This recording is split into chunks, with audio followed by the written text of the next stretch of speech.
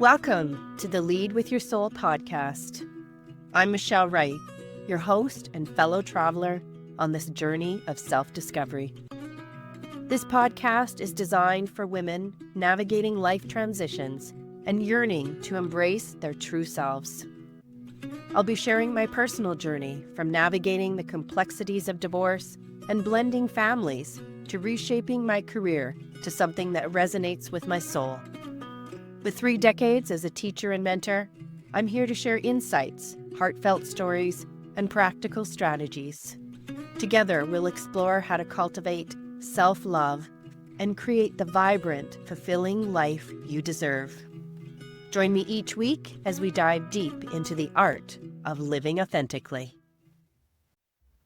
Welcome to the Lead with Your Soul podcast. I'm Michelle Wright, your host, and I am so glad you are here. Today, I want to talk about my 13th anniversary. And there was a time in my life that I didn't know if I was going to be married for a long time. I had my first marriage that lasted less than a year, and I didn't really do a lot of healing or thinking about it. And that was 37 years ago. And then I had my second marriage, and that was 25 years ago. And I knew then, because I had 2 little babies, that there was a pattern here that I didn't want to repeat. And I knew that I had to do some work on myself. So I did do the therapist, and I worked with a therapist. I worked with my anger. I looked at my childhood trauma and did that work. And that brought me to a certain place. And I think that's the thing. You need a whole bunch of tools in your tool belt. And therapy is one of them. Doing trauma work is another. Working on reparenting your inner child is another. And all of those things have been important. And there was another aspect that I needed to awaken to. And for me, in that healing, it was to awaken my own inner healing. So it wasn't just working with other people. It was now working with on a spiritual level. And that's started as, well, I had my mom, and my mom was working with angel cards, and she did Reiki and hypnotherapy and used crystal and crystal grids. So there was always that aspect in our lives. And we did come from a religious family, and we practiced and went to a parish and a church. So we did have that. But this was a real personal spiritual journey that started with angel cards, moved into oracle cards, and then tarot. And why that was important for me on my journey was because it was like a mirror. It allowed me to get back the energy that was happening. And you might ask, well, didn't you just know? Like, just feel, look inside of you. What energy is happening in your body? But actually, I wasn't in my body. My childhood trauma meant that actually I disassociated from my body quite easily. And I could go without eating for the day and then eat at night. I just wouldn't listen to my body. So I didn't always listen to my emotions. I didn't really know how I was doing at any given time. So that was a huge piece of it, is working with the cards to help me understand. Actually, right now, Michelle, you're really anxious. And actually, Michelle, you're a bit of a control freak. Michelle, you're stuck in the past. And you're on repeat. Angry Ghosts is one of those. I started with a course by Colette Baron-Reid, and that was very powerful. So I had all of her oracle decks, and the angel cards were by Doreen Virtue, and they really helped me just bridge a language for what was happening inside of me. One of my first angel cards was cancel, delete. Cancel, delete. And it talked about really taking control of my thinking and the negative self-talk. And believe you me, I had just horrific things that I would say to myself. To other people, I would never be that critical, that judgmental, that unkind. But to myself, I had no limits. I would look at myself in the mirror with loathing, at my body, at me, at my looks. And I would just be relentless in my expectation for perfectionism for myself. And I had so much grace for other people that made mistakes and just said, yeah, no problem. Like, we're human, we make mistakes. And here I was, relentless and getting into this cycle of being so self-critical, so self-judging, and just created anxiety. And I lacked a lot of self-love. And when you're not in self-love, you're looking out to the world and saying, okay, world, who do you say I am? And that works if you have good people looking back at you. And for the most part, I do have to say I was very blessed, and I did. I had good people looking back at me.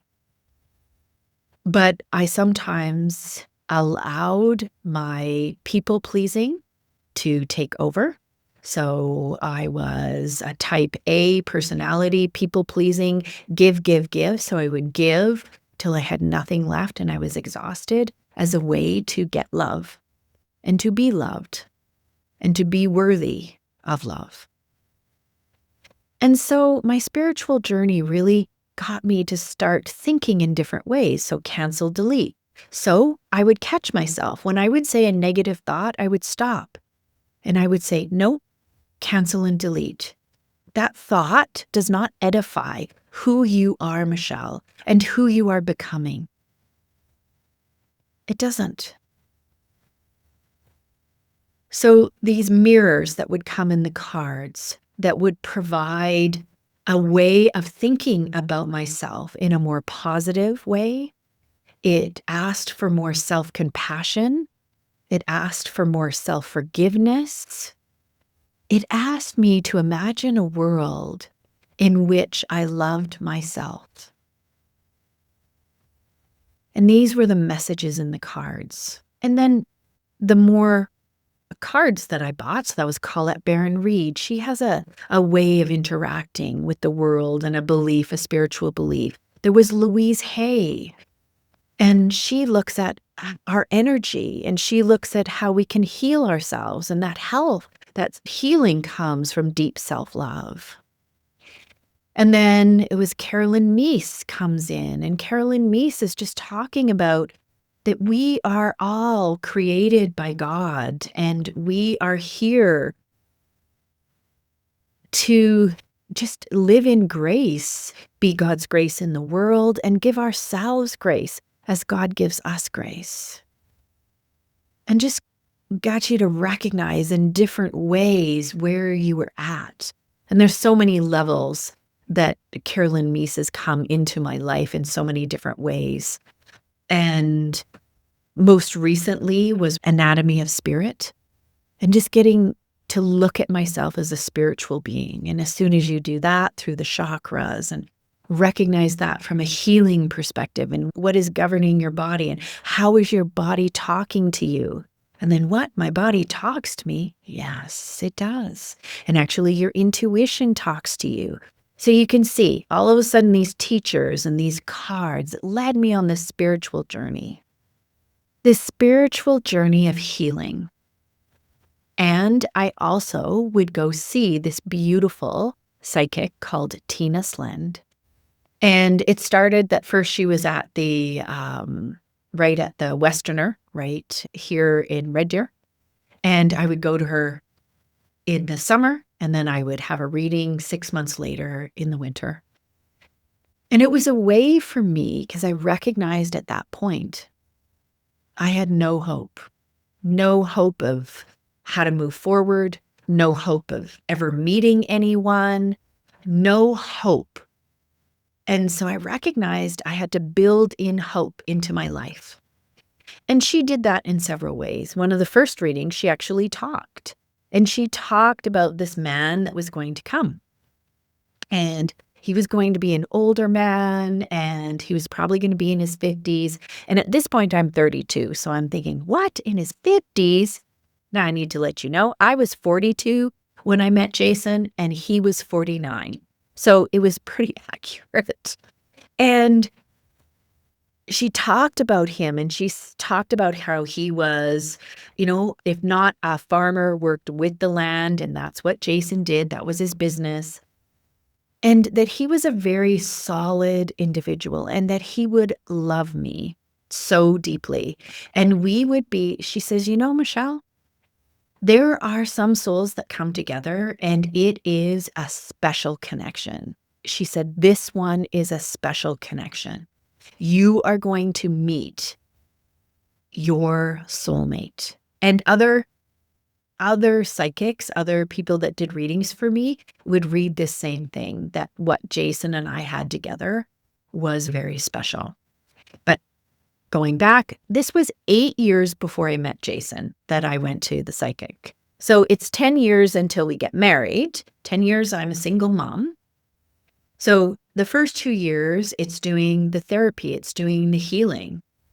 It's looking at that work, doing that, I would say, triage, chaos work with your therapist. And then it was starting my spiritual journey with cards and recognizing and myself and starting to embody who I was. And I don't think it takes 10 years. I think you can do this much quicker. My kids were 2.5 at the time, and I was building a career at that exact same time. So this is why it took longer, and I gave myself the time. Now, had a divine intervention, had someone come knock on my door and say, I am here, I have been sent by the gods for you, I would have said yes. So it's not that I wouldn't have, but I just didn't have the bandwidth at that time. So I'm working at all of this.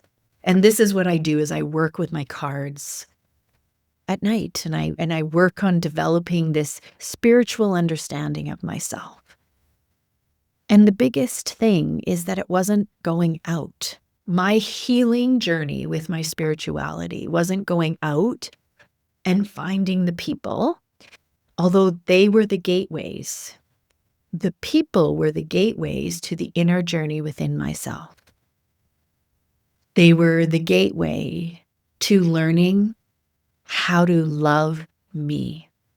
Because the moment that I looked in the mirror and I could love my face, love my body, love who I was, and love who I was becoming, and to be less self-critical and therefore allow myself to take risks and fail and say, that's okay. We can do it again. You're going to be okay. And the more that I was able to do this, I built a resilience inside of myself, a resilience and a belief. And now, 13 years later, I would describe it in a different way. I started having a beautiful energy of love for myself. I held this energy of love for myself. Looking in the mirror, I'd be like, hey, girl, you're looking pretty good. And I was, at work, things were going well. And I was working at parenting, and it was going, I would say, okay. I think single parenting is always challenging at times. But it was going well. Like we were hitting on some good things. And it was in this space, then 10 years later, I was able to hold that energy of love for myself and call in. So I wrote down a list of everything that I wanted, all my big rocks that were musts, and then all the sprinkles on top. And believe it or not, like one of the things I wanted was a man who played guitar and would sing to me. That's what I wanted. That was the sprinkle. And interestingly enough, when I went through the checklist, showed Jason afterwards, he met every single one of those things in the checklist except for being Catholic. And in the end, I realize now, sitting 13 years later, that did not matter to me because I'm on this spiritual journey. And so before I get there with him, I'm learning to love myself and hold this energy. And I'm now going back. I didn't have this language at this time. I'm using the language I have now as I continue to bring abundance into my life. And I write my list and I call out. And I have this trust in my spirit team, the universe, God. It would have been God at that time. I wouldn't have used the word spirit team, and angels. And I just said, this is who I'm looking for. Bounce this call to this person. They're out there. They're waiting there for me. Bounce it and let them know I am here. As this is happening, right, because there's 8 years. So I continue to go to the psychic, and some things hit really well, some things don't. Or what's happening is she's connecting to a line of the future. Because you can imagine a psychic, the future is on quicksand. The future is not determined. At least that's what I believe. I believe that because every thought, every choice changes the future. Like, it's not predetermined. I do not have a predetermined one-way only future. I do believe that there are contracts that I called in. So depending on how I deal with them, and my 2 husbands before were part of that contracts. How did I deal with them? I could have stayed in both of those marriages unhappy, and they would have been unhappy, and we could have destroyed each other's souls as we did that. And some people do. That's what happens. But instead, I chose to say, no, Michelle, I don't know how, but I love you more than this situation. I love you more than following the shoulds, and you're going to get a divorce, as much as it breaks your heart. This is what you want, and you need to seek it. And I did say that, and then I just wasn't clear enough. So by the time I met Jason 10 years in, I had done a lot of healing. I had done a lot of work on myself, and I knew that that was important because the person that I wanted needed to also have done the work on themselves.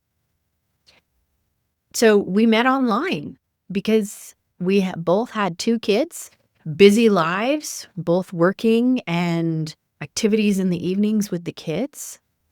And so how do you meet people? And so it was online. And it was interesting at that time in my career because I was now a principal, and they would often come and they would say in the spring and then in the fall when they would do our evaluations and goal setting, okay, Michelle, where is it you want to be?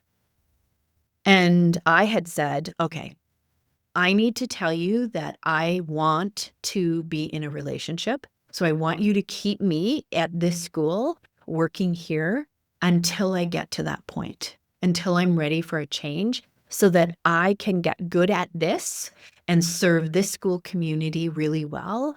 And I have the bandwidth to work at meeting someone else because I knew that was important to me. And I also knew that I loved what I did. I loved teaching. I loved leading. I loved kids. I loved teachers. I loved working in that environment. And it was a calling for me. And I knew that if I didn't put these parameters in place, that I could easily wake up in my 60s and go, oh my God, I'm retired and I'm alone. And I didn't put this space in. So I put that space in, and that happened in the spring. And then in the fall, they come back, set your goals, and same thing, have the discussion. And I'm like, you know what? I still want this. I still want a relationship. And I realized I hadn't done anything to make that happen. So I had set the intention. So I ended up then going online. And this was going to be very different because in the past, I would go online and I would chat for a really long time through the texting apps. And then I would create a picture of them in my head, their voice, everything. And then you would meet them and they were nothing like the picture you had in your head. So I said, I can't do that. So it's going to be 2 weeks tops that I chat with them, and then we're meeting for a date and we're going to know. And I set my goal. I'm going to have 5 first dates. So we have the first date with this individual. It does not work out. So I just said, okay, nope, that's fine. It didn't work out. We're going to move on. I go to the next date. This one is with Jason. And we both have chocolate labs. We both knew we had kids. And I said, let's not worry about it. We can practice dating because we had busy lives. And I said, okay, so this date is a practice. Let's just go on a practice date. 2 chocolate labs. We meet at a park and we go for a walk. And we just chatted the entire time. It was 2 hours and it just went like a blink. It was so natural. It was so easy. It was almost a little absurd. And then you're like, okay, this can't actually be true, but that's okay. I had a third first date the next day. And this fellow actually would have fit the first 2 individuals that I married. So I think that's funny that Spirit Team put that in and had all of those qualifications that would have not made them a good fit for me, just like the first 2 husbands. But I really connected because he was familiar. This dysfunction was familiar. I knew easily that I could meet all this person's needs. And you know what? They weren't going to be able to meet my needs, but I didn't process that at the time. And it was a good, fun, hilarious date. And I talked to my BFF, best friend. And she's like, really, Michelle? Like when you tell me about these dates, so the first one is a no. Then you have these next 2. When you describe them, this third date has all the attributes of your past relationships. And the one with Jason does not. It's new, has his own business, very close to his family, very connected to his mother. Kids are extremely important. And because his wife had passed, he recognizes and is very, very conscious of what he needs to do as a father. All of these pieces that were he was very whole. It was 4 years later and he still had grief from losing his wife, but he knew he was moving forward. He was making this choice in wholeness and completeness to move forward. And so we had a second date. And in this second date, we were very honest with each other. And I'm like, how do you know you're ready to move forward? How do you know that you're not still grieving your wife? And we had these deep conversations and we talked about what was important to us. And then a week later, we had a third date. And I can tell you by the third date, I knew he was the one. There was such a deep connection from both of us. We shared our stories. We shared our challenges, our hurts. We cried together. And we did this in Starbucks. So to this day, we still enjoy having Starbucks cups. So they're like our love cups. And it was important. It was so important to have that. It didn't mean that from there weren't hiccups, because there was other hiccups that came afterwards and we overcame them, and it was very powerful. And I think that's where I knew, but each and every step became a choice of love for myself, for him, a choice of grace for myself, for him, a choice.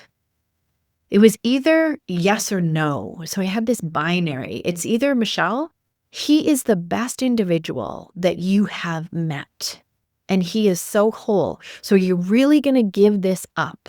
So that was one thing. I would ask myself, are you really going to give up this whole potential future, this whole relationship, because he chews funny? Like, I'm just going to say that wasn't what happened, but like the little things.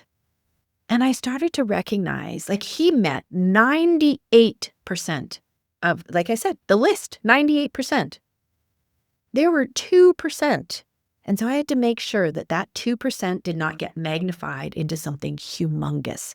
And it was hard.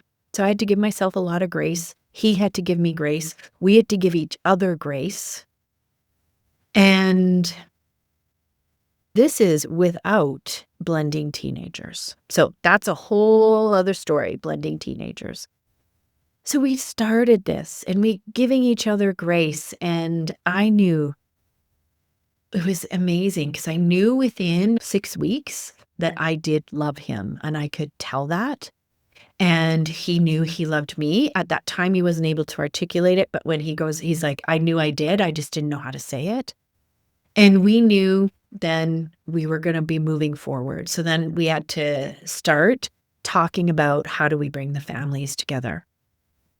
One of the most important things as we did look at blending is, I'm a researcher, I'm a teacher, so you look things up and there's some great books on blending. And the one that we had just had us go through different topics like finances, parenting, retirement, just different things, owning homes, renting, all these things, holidays, like what are all the different categories of life? And the most important thing was to go into it without judgment, just expressing your own desires, your own point of view, your own perspective, and without judgment, hearing the other person. And then start discussing how could you work them together. So this is different for me in 2 ways. First of all, it is not people-pleasing. One of the things that I made sure that I did with Jason from early on was to be honest with myself about my emotions and him about my emotions. So when I was scared, I would say, I am scared. I have a trigger right now, and this is why I'm scared. This is what I'm feeling. It doesn't mean it's real. It doesn't mean that my perception is correct. It's a feeling that I'm having right now, and I just want to have a conversation with you. Are you feeling the same thing? Does this make sense to you? Are you having a different experience? So I made sure that I spoke about my feelings, and I made sure I asked for what I wanted. And this was important. So I didn't set him up for failure, meaning I wanted to talk to him every night. So I waited, but that we would touch base at night. I wanted that. So you know what I had to do is I had to ask. This would be important for me in our busy time as we're building, as we're committing to each other, that we build this relationship. We, at that time, were so busy, we could only get together once a week for a couple of hours. So he said, the only way that we can continue to build this is by having conversations. And that slowly came in. So that gives you an example of me asking for what I needed. And it was just being very clear what I needed. So that's what we talked about. That's what we did. We read this book together. I bought him one. And so we had these difficult, hard conversations, not knowing the answers, trying to stay in non-judgment. And the other thing that was beautiful is that his gifts and talents were so different from my gifts and talents. And we had the same kind of interests and passions. We like to travel. We like to be active. We like to be with our kids. We like to be with our family. So we had similar values, similar things that were important to us. How we got about them were very different. He's a detailer. He likes to do a lot of research. I'm more, I know what I want and I just get it.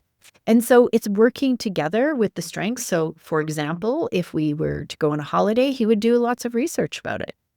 And he would even book it. And then when we get there, I'm the one on the ground that helps us navigate everything. So I navigate the airports, the car rental. I just navigate and get us everywhere we need to go. And so we recognized that we were just such a beautiful, it makes me think of the yin and yang symbol. We were just such a beautiful connection. We were such a beautiful halves of each other. I used to say we were like puzzle pieces connected together. And it was recognizing that. Now, I had deep fear. And even once we got married, I had deep fear. And this fear, my nervous system would be crazy. And I needed a lot of grace because in my fear, would want to run and would get upset, would get just couldn't handle this. And you can imagine we didn't have a lot of time to live together before we're coming together with our 4 kids, and it's just crazy. So there's lots of emotions, your nervous system in change, even in the easiest change. Like my nervous system, even now, as we're going from here in my beautiful house in Innisfil to our cabin at Attons Lake in Saskatchewan, or our condo in Victoria, like as we go to these 3 different places, my nervous system changes. And I have a hard time with the change. And yet, this change was so life-altering, and we had to sit in such grace. For me, I can tell you the best thing was that we were married. I was not about to have a 3rd divorce. So I was not leaving. I was going to work at this. I was going to stay present. And we had a beautiful day with my parents and his parents and our 4 kids coming together. We had a very small wedding at first during the week, actually on his birthday. So his dad and his mom had gotten married on his dad's birthday. So it worked out that was the week we were going to get married. So we got married on his birthday, similar to his mom and dad.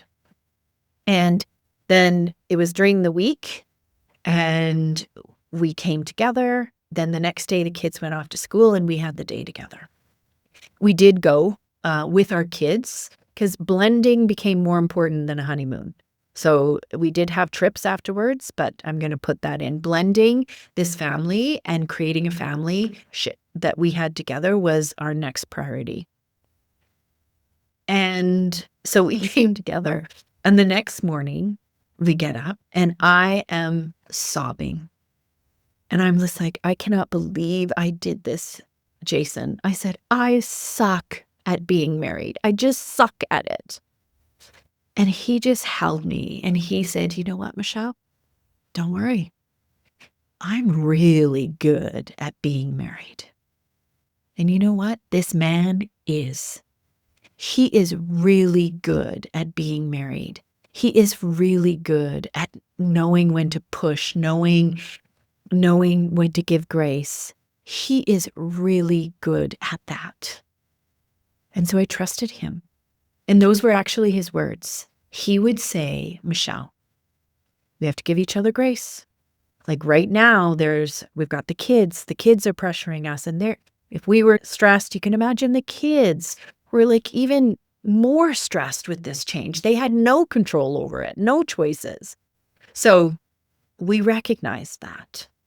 And so we had to give so much grace. To this point, that is what is on my arm, is grace. Because it was this idea of God's grace, the grace that we have to be alive, the grace that we give each other. And it was each moment at a time. And it was remembering that he was 98% of exactly what I was looking for. So when I got upset, when I got fixated on 2%, I had to really, really be honest with myself and say, Michelle, really? Really? This 2%? Now, this didn't mean that we didn't have honest conversations. So that's what I'm saying. If I had a feeling, if I had a need, I talked about it. I said to him, this is what I need. This is what I'm feeling. And this is what I think will help me.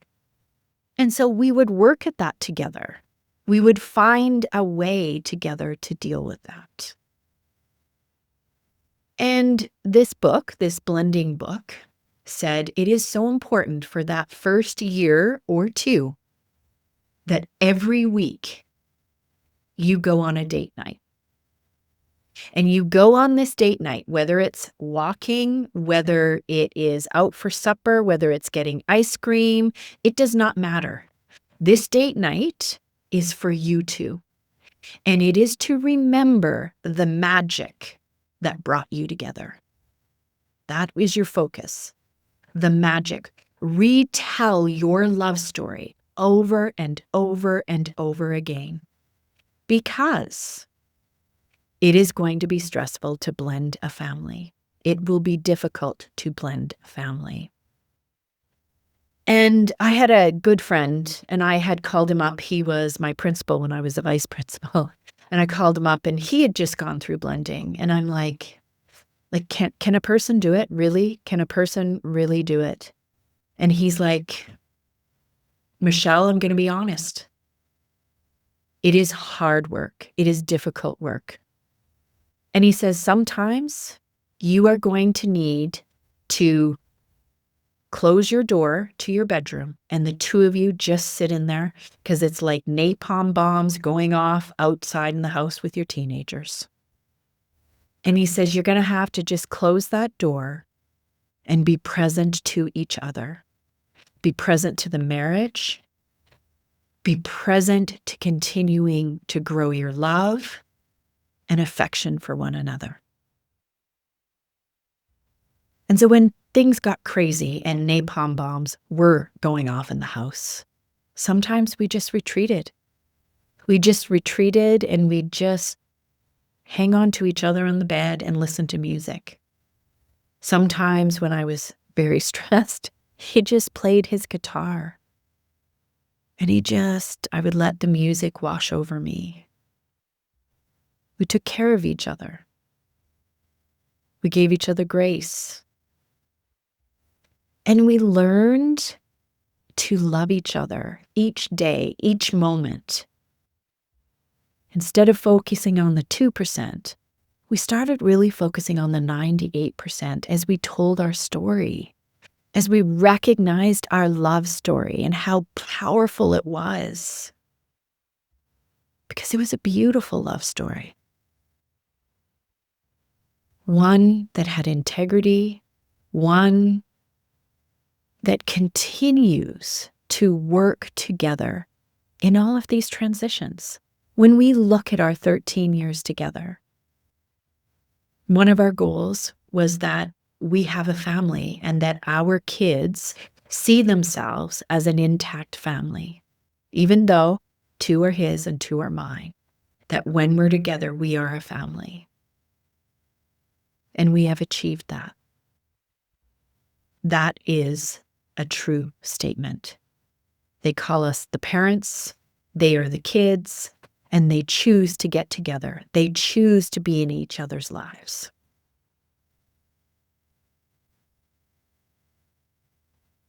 And that's powerful in 13 years. And when we look at each other, from the blending to the retiring, the selling of our business, to the loss of parents, we've been present with each other. And sometimes we haven't been present with each other, and then we have to call each other back. We have to recognize that we're not in sync. And then we come back together, and we find out how to be in sync again. And we retell our love story. So we started today talking about our love story. And tomorrow's going to be on our 13th day of marriage, telling our love story to each other and remembering this person that came into our lives and continues to bless us. Now, I tell you this story so that you can know that it is possible. So if you are this person listening and you're wondering, can I meet a partner? Can I meet a friend group? Can I meet people to fill my life? The answer is yes. Throughout this, I talked about the different ways that I found, and you might find a blueprint in that. One of the things that I was most surprised about was that I needed to fall in love with me first. I needed to look in that mirror and love me first. I had to be proud of me. I had to know what I enjoyed, what made me tick, and to be honest about the areas that I had challenges, and not do that with a critical, unloving edge, but to do that with a loving way, a loving voice of saying, you're going to keep on working at this and you're going to get better. You will. And I have been. And so will you. Choosing to love yourself, choosing to know what you love, choosing to know what you want in your life, and then being clear and asking for it. Writing it in your journals, writing it on your wall. What is it you want? Set the intention, set the energy of what you want, and now start being that person. Start calling that in. And if you're looking for a partner, if you're looking for a friendship, a friend group, a community, be very clear about who you're calling in. Who is it that you want that's going to be such a beautiful match for what you bring? Write that down. Put that out into the universe as a prayer, as an intention. And look for hope. Always fuel this with hope. Hope through card readings with other people. Hope through pulling your own cards. Hope by connecting with your spirit team. Find ways to buoy your hope and connect with that dream and that intention and that energy. It has been such a pleasure to share my journey. If you have any questions, connect with me on my Instagram at michellewright.co. Send me a DM. If you're looking for support, book a reading. And we can look at where your journey is going to start and where your journey is going to begin. You can also connect with me on Mondays at the Sacred Portal where I pull cards. And if you're interested in your own reading, I send that to you. Follow me on my podcast. This is an exciting time, an exciting world, and you are a beautiful human. Put your hand on your heart and know you are deeply loved and deeply worthy of being loved. Until next time, keep leading with your soul. That wraps up another episode of the Lead with Your Soul podcast. I'm so grateful you chose to spend this time with me. As you navigate your own life transitions, remember to be gentle with yourself and embrace the journey. If you found value in today's episode, please subscribe and share it with others who might benefit. Join me next week for more insights and inspiration. Until next time, keep leading with your soul.